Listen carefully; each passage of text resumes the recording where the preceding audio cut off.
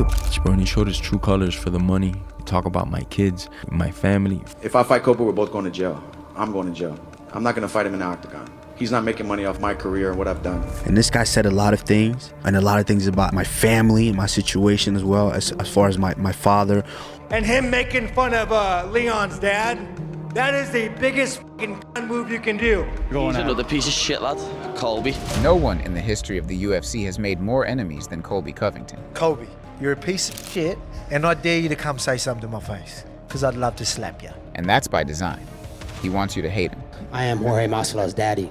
Dustin, you're a coward. Come shot Jemiah. Stop identifying as Wonder Boy. You're not a boy, you're a 40-year-old man, and you drive kids around in your little karate truck. I am Tyron Woodley's father. Colby goes after everybody. Dan Hooker. I heard about that hooker before. Is she still a hooker? It doesn't matter if they are teammates or trainers. He looks at the entire UFC roster as nothing more than a hit list. Me fight next. Should it be journeyman Jorge Masvidal? Should it be Kebab? But it wasn't always like that. He wasn't always the petty loudmouth you see today at press conferences. The experience was great. I've been working my whole life, I feel like, for these moments, and I've been calling to be in the UFC for a long time. That's why today we reveal how Colby Covington purposefully became the UFC's most wanted, and the real reasons behind it. Colby's UFC debut was in 2014 at Fight Night 48. He finished Anying Wang in the first round. He then submitted Wagner Silva and beat Mike Pyle, proving he was a rising prospect in the welterweight division. After beating Dong Hyun Kim by unanimous decision in June of 2017, Colby had amassed an impressive 6-1 record in the UFC. He was just a quiet, elite wrestler grinding wins, respected by his teammates at American Top Team. In here, it's all about respect and honor and discipline, and you don't cross those lines. But here's the harsh truth. The UFC doesn't care about who wins. They care about who sells. It's a business after all. And despite Colby's wins, he lacked charisma, and his bouts weren't entertaining. They were too wrestling heavy. He was a high-level wrestler, but that by itself doesn't make people buy tickets or pay-per-views. So, the UFC brass took notice, and Colby was now at a crossroads. Before he faced Demian Maia in October of 2017, the UFC told Colby he was getting cut, even if he won. They told him his style was too boring, and his personality was too quiet. That's when Colby made the conscious decision to reinvent himself in an attempt to keep his job. After defeating Maia in Brazil, Colby flipped the switch. During his now infamous post-fight interview, he grabbed the mic, called the country a dump, and the entire Brazilian crowd, filthy animals. Brazil, you're a dump! All you filthy animals suck! The crowd booed him to oblivion, and security had to escort him from the arena. It was chaos. But amidst all of this chaos, Colby realized something. Winning wasn't enough to keep him employed, but playing the bad guy was. Suddenly, everyone knew his name. He became public enemy #1 overnight. He didn't care about respect anymore, just heat. He embraced the villain role. And ever since, he's been at war with everyone. He started studying how pro wrestling heels like Ric Flair antagonized opponents to promote events. He started using Kurt Angle's theme song for his walkouts.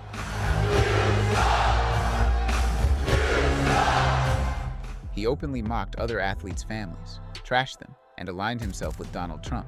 You are a great fighter, man. I'll tell you. You make it so easy. I don't know how to... The fans were angry, but the UFC brass took notice.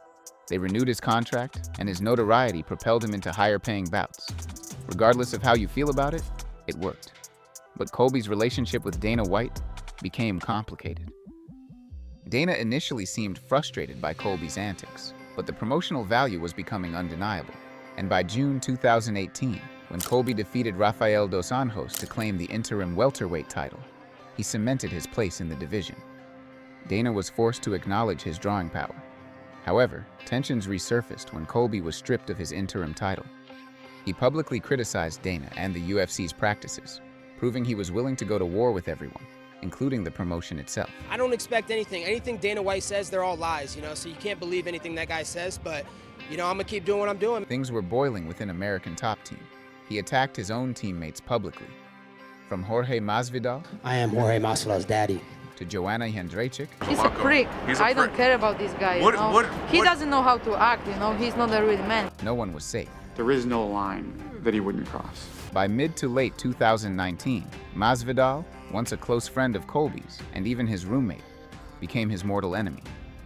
In interviews, Colby mocked his fight IQ, finances, and even his parenting. He wanted to fight for his kids and he'd fight anybody for his kids, but come to find out the guy's a piece of shit. He doesn't care about his kids. One of Colby's biggest rivals was Kamaru Usman. Marty fake newsman, there's nowhere to run and there's nowhere to hide. You're next! So shut your mouth and listen to the champ. Colby versus Usman was a natural clash.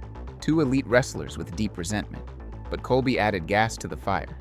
He called Usman a Marty fake newsman, taunted his Nigerian roots, and mocked his father's incarceration. Don't worry, I'll get your dad broken out of jail. Don't worry, he'll be able to come see you. I'll talk to his parole officers. The more lines were crossed, the more fans started to ponder just how far Colby was willing to go to sell pay-per-views. Their first encounter at UFC 245 was one of the most competitive title bouts ever. Usman broke Colby's jaw and finished him in the 5th round.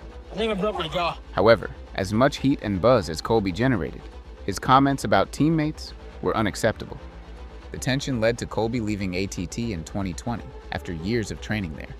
It's not like he stopped after, though. He still went after another former teammate after leaving ATT. This time, it was Dustin Poirier. Dustin is not a nice, charitable guy. That guy is a piece of person. Like Dustin, he's a crybaby. He's a quitter. Colby brought up family, finances, and children. Dustin, you're a coward. Your wife's a hoe, and she has fake tits on her chest, and you're a piece of father. In his mind, nothing was off limits. Poirier refused to fight him, though, but Colby had so many enemies by this point that it wasn't hard to find another opponent. Colby insulted Tyron Woodley's activism, claiming he'd expose Woodley inside the cage, which, to his credit, happened in late 2020. Due to how competitive their first bout was, Colby then got a rematch against Usman at UFC 268 in 2021. This time, Usman won a razor-thin decision. Despite back-to-back losses, these close battles cemented Colby's place as an elite welterweight, and he proved he could walk the talk. I'm still the best welterweight on planet Earth. Colby's most personal rivalry was undoubtedly the one with his former training partner and roommate, Jorge Masvidal. My brother! The two were close friends at American Top Team until Colby's new character drove a wedge between them. Colby needed an opponent for his villain arc, so he made the decision to turn on Masvidal. He called Gamebred a journeyman, mocked his family, and tore apart their brotherhood. Don't forget about your kids, bro. Don't forget about your mentioning my kids, bro. You're a deadbeat. You mentioned deadbeat. The feud culminated in the main event of UFC 272 in 2022, where Colby dominated Masvidal over 5 rounds and won a unanimous decision.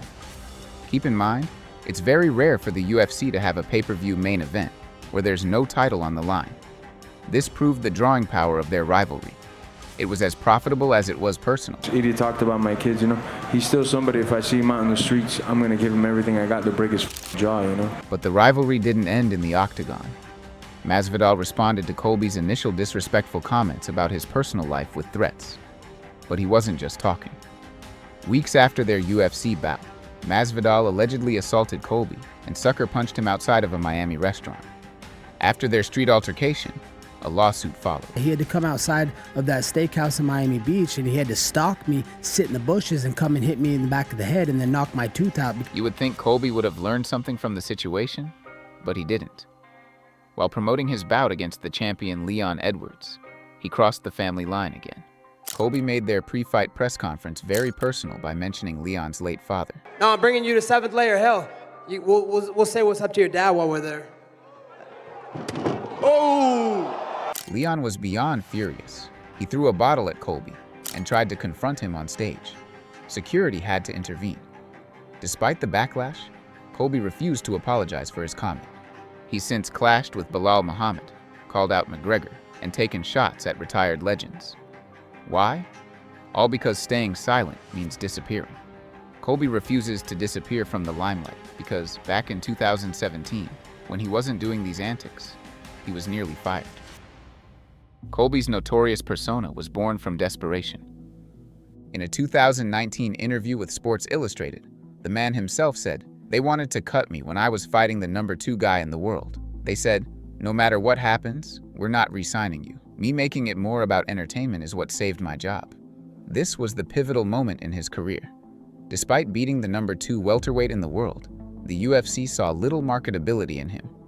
That's why he says he wouldn't be in the UFC today if he hadn't done that. Colby's career earnings have grown exponentially after he embodied this heel character. He's worth about $4 million.